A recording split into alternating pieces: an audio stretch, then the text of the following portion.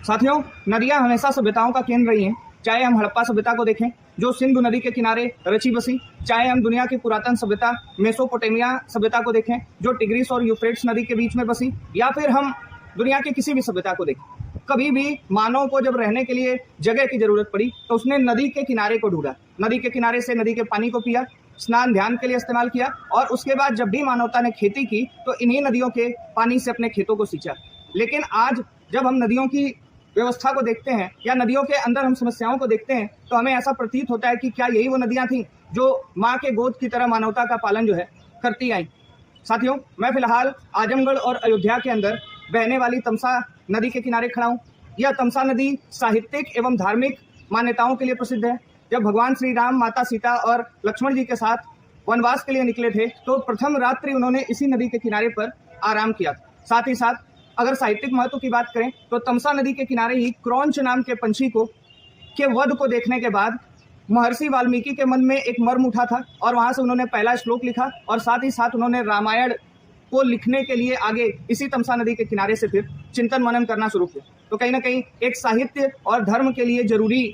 जो नदी है जो आजमगढ़ और अयोध्या के अंदर बह रही है उसकी स्थिति आप अपनी आंखों से देख सकते हैं कि यहाँ कीचड़ फैला हुआ है। साथियों, तमाम ऐसे व्रत, तीज, त्योहार रहते हैं जिसमें तमसा नदी की आजमगढ़ के लोगों को जरूरत पड़ती, चाहे श्राद्ध का कार्य हो, चाहे छठ पूजन हो, इस नदी के किनारे पर लोग आते हैं और धार्मिक कार्यक्रमों को करते हैं। लेकिन अगर हम आज इस नदी की स्थिति को देखते हैं तो कहीं ना कहीं हमें तकलीफ होती है और दुख होती। सवाल किससे उठाया जाए? सत्ताधारी दल भारतीय जनता पार्टी से उठाया जाए या 10 विधानसभा 2 लोकसभा सांसदों वाली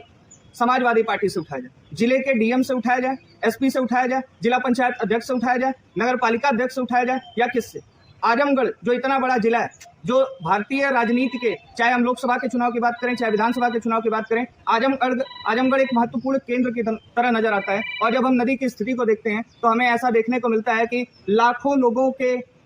जिले आजमगढ़ में कोई भी एक संस्था, कोई भी एक ताकत ऐसी नहीं है जो आजमगढ़ की इस नदी की साफ सफाई कर सके या आजमगढ़ की इस नदी की व्यवस्था को सही कर सके। साथियों, भारत के अंदर एक सरकार है जो अपने आप को राम भक्त और राष्ट्र भक्त सरकार कहती है, जो ऐसा कहती है कि हम भगवान श्री राम को लेके आए। तो मैं आज उस सरकार से यह सवाल उठाता हूं कि जो सरकार राम जी जिस नदी के किनारे विश्राम किए ऐसी नदी को साफ नहीं कर पा रही है, वो कुछ भी हो सकती है लेकिन राम भक्त नहीं हो सकती, राष्ट्र भक्त नहीं हो सकती। साथियों,